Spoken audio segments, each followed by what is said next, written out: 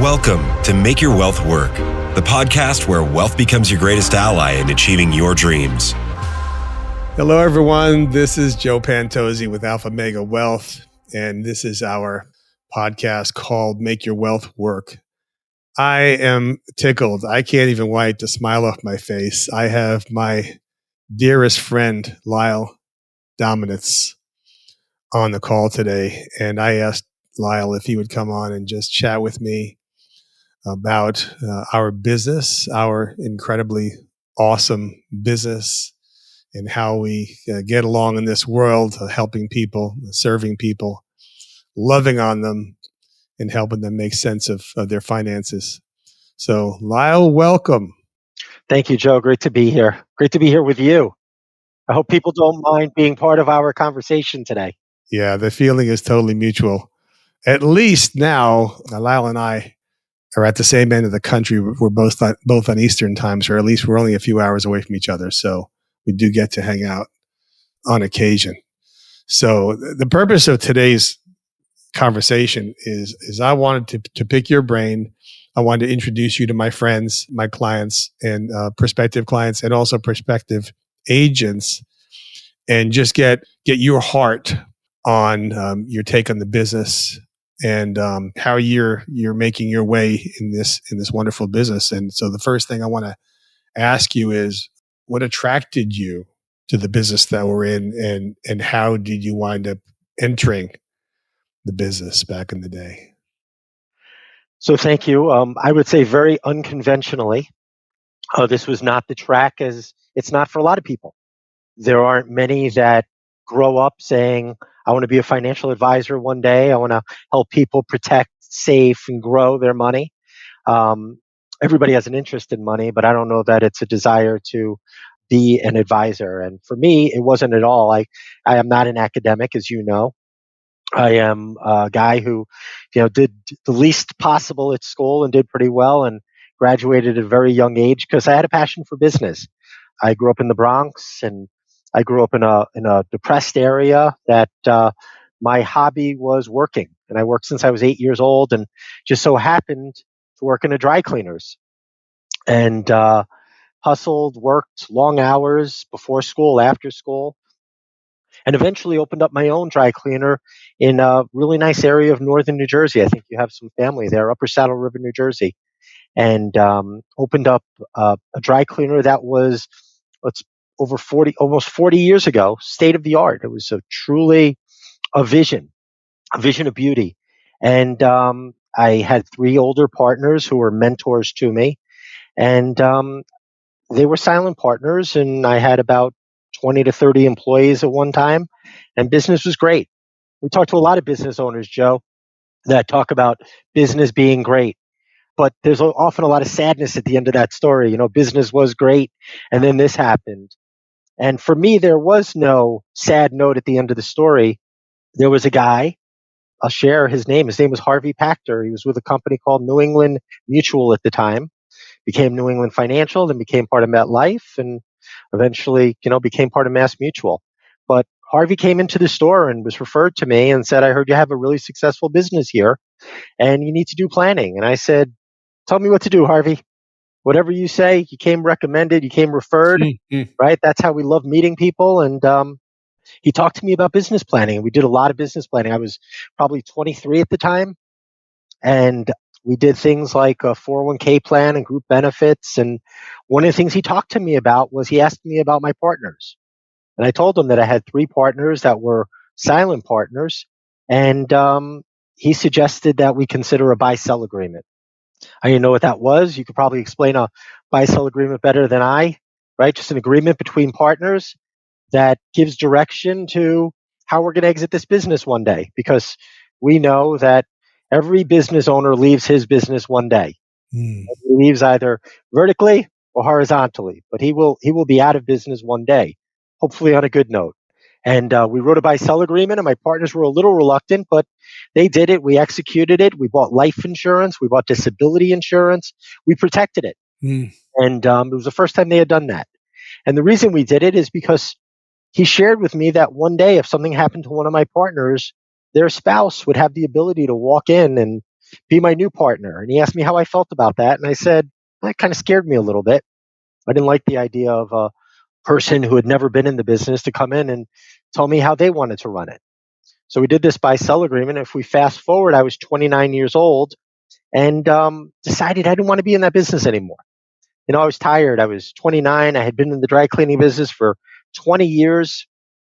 I was tired of the DEP, Department of Environmental Protection, and OSHA, and the county and the state. And I was scared that one day I would wake up after breathing these chemicals and I would be really sick. And so I wanted to get out of the business. And I met with my partners. It was the third Wednesday of the month. Every third Wednesday of the month, we had a meeting because we had profits to distribute.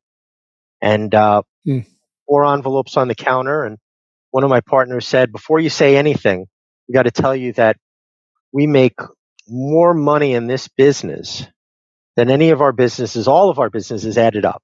You're doing a great job. So I'm really happy to hear that. And I love you guys. And I want to tell you that tonight I have a little bit of bad news. I said, I don't want to do this anymore. And they said, anywhere you want to go in the world, we'll pay for it. The three of us will come in. We'll run your business for you. And it'll be here when you get back with your wife. I said, no, guys, I don't want to do this anymore. I said, tonight I am formally offering you my 250 shares to be purchased at what we agreed to, with 60% to be payable via certified check in 30 days and a balance to be paid at prime rate plus 2 points over the next 3 years. And they said, whoa, where'd you get that from? And I said, Harvey Pachter, buy sell. Right. And they said, that's if one of us died. And I said, no, guys, I read it. He put together this agreement that said that we would have agreed to purchase price and terms if one of us died, became disabled, got divorced, went bankrupt, wanted to retire, or separate from service for any reason other than theft. And I've never, ever taken a dime from you guys that, I shouldn't have. And they said, we're not going to buy you out. I said, you don't have to. The agreement also says that if you don't buy me out, I can sell it on the open market. And it was an affluent area, so Yankees and Jets and Giants and ex-presidents all lived in Upper Saddle River. And I said, these guys love to be business partners with you. I love that. We don't want that. I love that. We don't want that. And 30 days later, I had a check in my hand, and my wife and I were faced with, what do we want to do now? And that's how I met you. We decided that Vegas, which is where you and I formed our friendship, was a great place because her family had retired there, and we were going to start a new life doing what I didn't know. So that was kind of the prequel to me being in this business. My brother-in-law was with Prudential, and I asked him if he could get me a job at that brand new hotel, the Mirage, parking cars. And he said, why? He said, why would you want to do that? And I said, because it's freedom for me. I've got a house that's paid for. I've got a stream of income for the next 3 years. And he said, you have a great story to tell, and you need to be in a position to be able to offer people the same opportunity that was offered to you 10 years ago when you were in the dry cleaning business. And I told him I have no formal education, got out of high school very early and never went to a day in college. And he said, there are different types of being educated, and you've got some things that you need to share with others. And I got my licenses and went to work for Prudential over 30 years ago. Met you 25 years ago when I was with Guardian as a financial advisor. And my passion is helping business owners, giving them the same opportunities that were given to me when I didn't even know what I needed. That is so good. I have to go back just a few minutes to something you said about your business. And I wanted to laugh, and I think my laughing would have overcome your whole conversation, because you said you had this beautiful dry cleaner, and it was modern, and it was a vision. The word you used was, it was a vision. And I love the way you expressed that, because your heart came out. And what that tells me is that I don't care what business a person's in. They have to be passionate about it. They have to love what they do. And if you love what you do, you're never going to get stale. Your business isn't going to get old. You're not going to hate getting up in the morning. And your love for your business and your love for people is going to come out, and you're going to get customers. And this podcast is open to anyone, right? So this message is good for our clients. It's good for our potential clients. It's good for our existing advisors. And you and I both have advisors and agents all over the country. And it's also good for prospective candidates who might want to look at this business and find out if it's for them. But I think the key there is you got to find something to do in this life that you can fall in love with. And well said. And for me and for you, not speaking for everyone, we love to serve. Mm. We love to serve, and it sounds ridiculous, but when you're in a dry cleaner and people come in and you remember their name and you remember how they want their stuff and when they want their stuff and you have it ready for them, it's a joy, and it was fun. And we say here at Strategies all the time, we want to help people, we want to create wealth, and we want to have fun. And it falls right in line with what you just said about vision. Yeah. Absolutely. Yeah. So when it comes to planning and when it comes to helping people with their finances, I actually had one of our young advisors say to me earlier this week, I have a feeling that if somebody's worth X, it really doesn't matter what the X is. If somebody's worth a couple of $100,000, they probably have all this stuff buttoned up. They probably have a generational wealth plan created. They probably own the right amount of life insurance, the right kind of life insurance. They probably have a retirement plan and income protection, and they have trust accounts for their kids, and they have their estate plan. And I'm saying, wait a minute. Those things don't apply to any particular group, any demographic, except maybe people who were worth $100 million or $1 billion. But I know one thing is probably true. I don't think I've ever met a person who had a perfect financial plan, because every financial plan has at least some wrinkles in it, some holes in it, some opportunities to improve or enhance or modify. And here's one example. I spent the majority of my life and my career in Las Vegas, Nevada. And now, several years ago, I moved to central Pennsylvania. Guess what? The estate planning laws for the state, the trust rules, the trust implementation and administration are different. And now I've been told I pretty much have to redo everything. And, Wow. It's not a matter of federal estate tax, federal death taxes. It's a matter of how property changes hands, transitions, is retitled from one person to another. And the inheritance taxes are different depending on your relationship in the state of Pennsylvania. So there are things that people need to be aware of, regardless of what state they live in. And I'm finding out, because that's why you and I both have jobs, is that people don't do all the things that are necessary to do at any given time or situation. And they need someone to coach them, someone to advise them, someone to bring resources to the table, bring experts, bring brain power. We have advanced markets people. We have attorneys, we have accountants, we have analysts behind us. We have a deep bench of advisors to help people and to look at what they already have in place, to take a look at it, and to maybe give it a second opinion. Say, you might want to add this. You might want to secure this. You might want to revise this a little bit. This may not be doing exactly what you think it's going to do. And everybody needs a Joe Pantozzi, because not only do we move from state to state, but December 31st, 2015, everything changes. Like, laws are going to sunset. 2025. Yep. 2020. What did I say? 26. What did I say? 2015. Yeah. 2015. 2025. Yeah. Right. Things are gonna change for everybody. And I don't know. I hate to disagree on your podcast, but you mentioned that people who are worth $100 million might be protected. Think about Michael Jackson, dying, and, people fighting over assets and not doing the proper planning. So we can all eat better. We can all exercise more, and we can all be, a little bit more financially responsible and astute. And that's why we work with a good financial advisor who brings up some of the things that you just brought up. If Michael Jackson had somebody like you, as a friend or, going to church with, he probably would have taken care of the things that he should have taken care of. Again, just as an obscure example.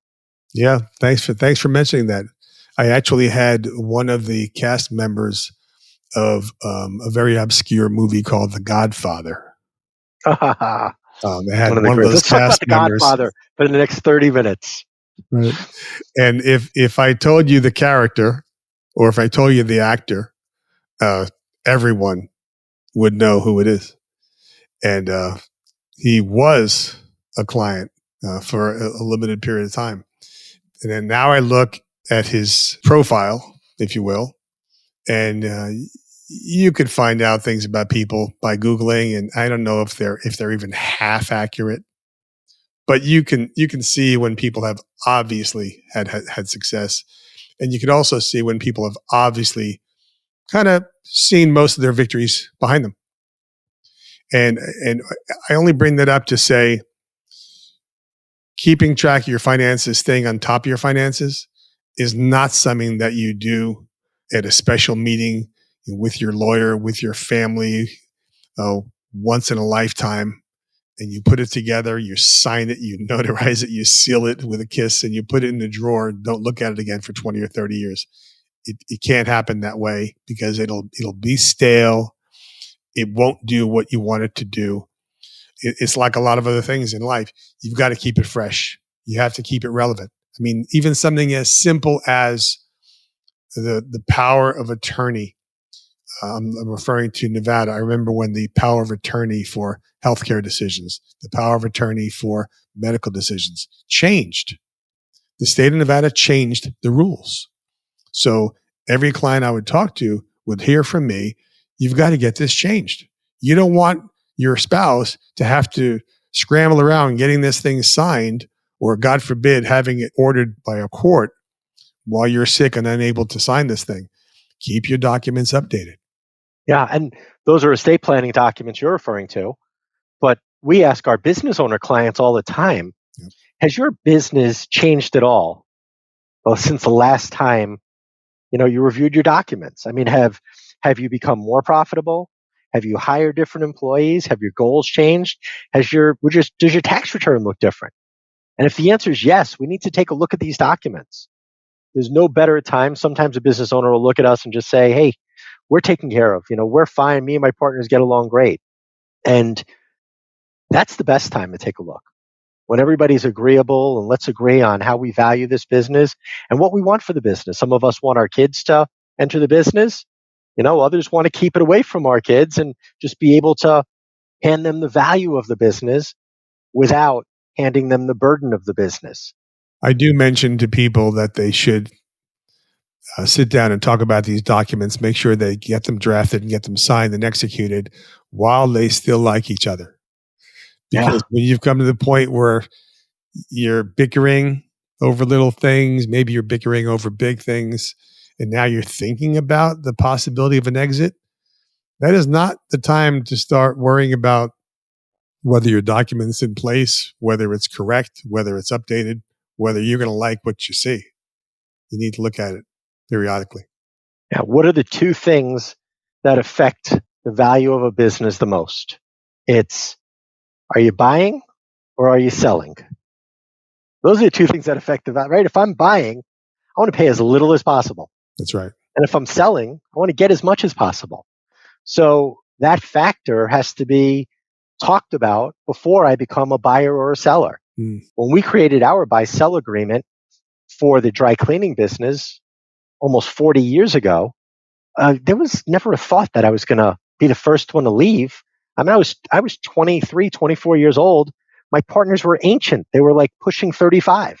There was no way I was leaving. It was about them dying. It wasn't about me dying or leaving. And if we hadn't had a value for the business, which was fair to me as the seller at that time, I wouldn't be speaking to you right now. Or maybe I'd be speaking to you about the dry cleaning business. I don't know.